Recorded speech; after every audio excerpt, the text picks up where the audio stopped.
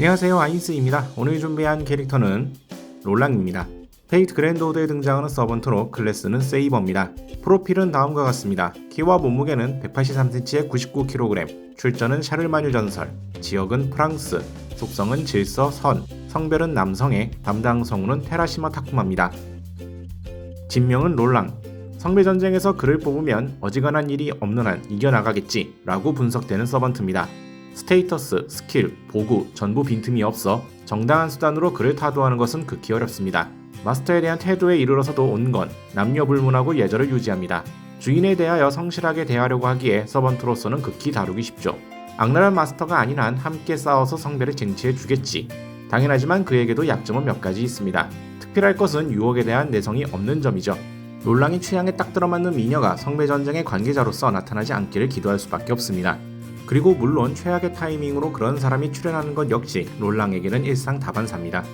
페러미터는 근력 A, 내구 A+, 민첩 B, 마력 C, 행운 B, 보구 A 랭크입니다. 클래스 스킬로는 기승, 랭크는 A입니다. 환수, 신수 랭크를 제외한 모든 짐승, 탈 것을 자유자재로 다룹니다. 대마력, 랭크는 A입니다. A 이하의 마술은 전부 캔슬합니다. 사실상 현대의 마술사로는 롤랑에게 상처를 입힐 수 없습니다. 고유 스킬로는 금강채, 랭크는 A입니다. 경도 10의 다이아몬드 바디입니다. 창, 칼, 화살, 그 어떠한 방법으로도 상처 입힐 수 없습니다. 다만 이런 종류의 전설에는 당연하지만 약점이 존재하고 롤랑의 경우에는 발바닥이 해당합니다. 전장에서 어떻게 발바닥을 공격할지는 전술을 짜기 나름일 것입니다. 사랑에 취해서 하염없이 눈물, 랭크는 C입니다. 광하의 아종 스킬입니다.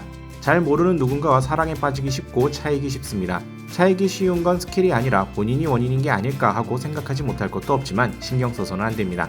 타인 유혹 계열의 스킬과 보구에 대한 약체와 맞바꾸어 다양한 은혜를 획득합니다.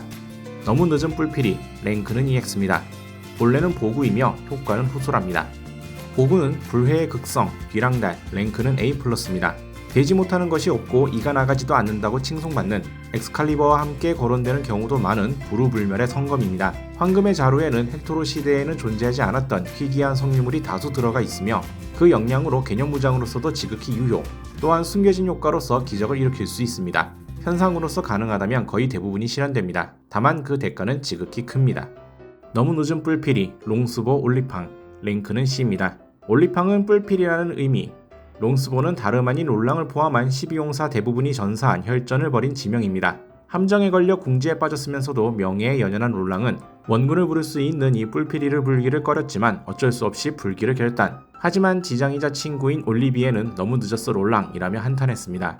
롤랑이 필사적으로 분뿔필이 소리를 듣고 카를 데즈와 함께 원군이 찾아왔지만 이미 늦어서 12용사들은 대부분이 전사했다고 전해집니다. 부는 것으로 사태를 타개할 수 있는 조금 특수한 보구입니다. 어떤 의미에서 성검 뒤량달이 보유한 기적과 비슷합니다. 크게 불면 불수록 사태 해결도 쉬워지지만 그런 만큼 롤랑도 데미지를 받습니다. 본 작품에서는 스킬로서 표현되고 있습니다.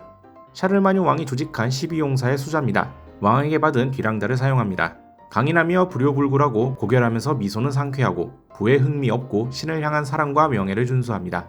적을 상대로도 예절로 답하고 무례를 용서하지 않습니다. 어떤 불리한 상황에서도 일어서 울부짖는 열혈한이죠. 연애가 관여되거나 알몸이 되는 걸 제외하면 정말 완벽한데 그 점이 너무 큽니다. 마스터에 대한 태도는 남녀 불문하고 온건하며 예절을 유지하고 주인에게 성실하게 대하기에 다루기 극히 쉽습니다.